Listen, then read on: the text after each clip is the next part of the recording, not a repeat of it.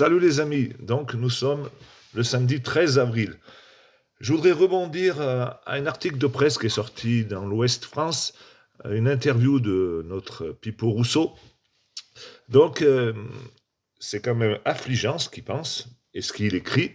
Donc il a dit, on veut juste vendre nos produits à leur juste prix. Laisser penser qu'on pourrait administrer des prix dans un monde ouvert et une économie de marché de là nous paraît être une erreur. Ah, je suis tout à fait d'accord avec toi, l'ami Rousseau. Mais à la question sur les européennes, il dit, nous recevrons les différentes listes. Nous restons pro-européens, même si nous sommes critiqués sur la dernière mandature. Or déjà, Pipo Rousseau, t'es pas critiqué que sur la dernière mandature, t'es critiqué depuis 30 ans.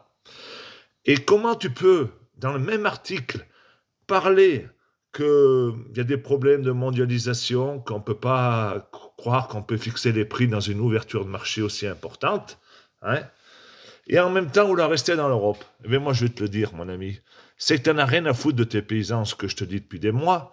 Toi, la seule chose qui compte, c'est remplir tes caisses, remplir les caisses du groupe Avril dont tu es président, et remplir tes poches.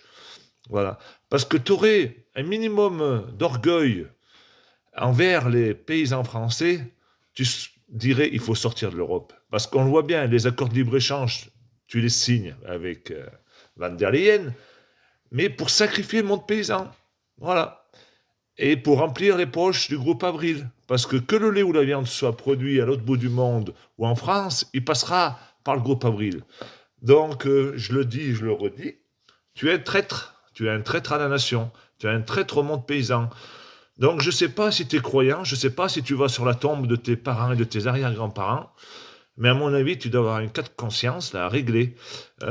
Parce que, moi, je ne sais pas, quand on est français et qu'on est président d'un tel syndicat, la moindre des choses, ça serait de défendre ses paysans et sa nation, la France. Donc, autant on peut être d'accord sur le fait que la mondialisation, ce n'est pas la solution, mais être pro-Europe, non, non. Tu ne peux pas dire tout et son contraire. Tu te contredis. Voilà, donc on sait pourquoi. Après aussi, je voudrais revenir sur le fait qu'on sait pourquoi tu veux faire tout ça. Parce que pour le moment, on est 400 000 paysans et le but de la FNSEA toute puissante et des différents gouvernements, droite, gauche, c'est d'arriver à 200 000. Donc il faut en zigouiller un sur deux. Un sur deux. Et il faut que ça aille vite, là. L'agenda 2030, il arrive. Donc voilà, avec Taïen, eh bien, vous êtes attaqué aux éleveurs, ça fait depuis 2-3 ans, sur l'élevage. Un coup, on était des mauvais paysans, des mauvais éleveurs avec le bien-être animal. Ça n'a pas forcément marché. Vous avez bien beau financer L214, ça n'a pas marché. Après, vous nous dites que les vaches, elles pètent, elles rotent. Ben oui, comme n'importe quel être humain. Voilà. Et donc, comme ça ne suffisait pas, maintenant, vous attaquez aux céréaliers, à tes compères. Il faut faire entrer vraiment beaucoup de céréales pour finir tuer tout le monde.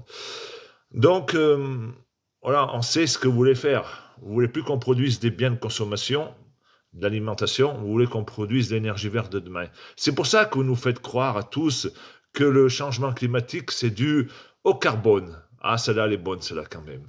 Ah, il fallait l'inventer, quand même. Mais tu sauras, mon petit Pipo Rousseau, heureusement qu'il y a du CO2 dans l'atmosphère. Parce que s'il n'y en avait plus, ben, on n'aurait plus de plantes. Eh oui, nos plantations ne pousseraient plus dans nos champs. Donc, on a la chance, nous, paysans, d'avoir un bilan carbone neutre. Et oui, surtout en élevage. Parce que grâce aux déjections de nos vaches, malgré qu'elles pètent et qu'elles rotent, eh bien, ces déjections, on les met dans les pâtures, dans les champs. Ce qui permet de faire pousser nos cultures qui captent le CO2, tu vois, bilan carbone. C'est un circuit fermé. Donc, on voit bien qu'en ce moment, on nous fait croire, matin, midi et soir, que s'il y a des problèmes climatiques, c'est le carbone. Non, non, c'est pas le carbone du tout. Les problèmes climatiques, ce serait plutôt dû à ce qui nous tombe sur la gueule, matin au soir, les chantrailles. Tu connais ce que c'est, les chantrailles?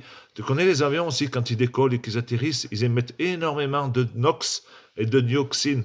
Beaucoup d'éléments lourds, du plomb, tout ça. Tu sais, c'est pas bon tout ça, parce que ça se dépose sur nos plantes. D'ailleurs, c'est très facile à prouver tout ça. L'année du confinement, pendant 3 mois, il n'y avait rien plus qui volait au-dessus de nos têtes. Et bien, tout est revenu, comme Merlin chanteur. Hein, les abeilles, elles sont revenues, les pucerons dans les betteraves, elles sont revenues. Il n'y avait plus de métaux lourds qui étaient déposés. Et ça n'avait rien à voir avec le carbone, hein. Rien à voir, hein. Il faut arrêter de raconter des conneries. Donc, voilà. Moi, je ne suis pas scientifique, mais je suis un paysan qui essaye de comprendre autour de lui la nature, les insectes.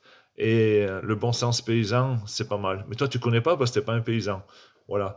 Allez, la bise.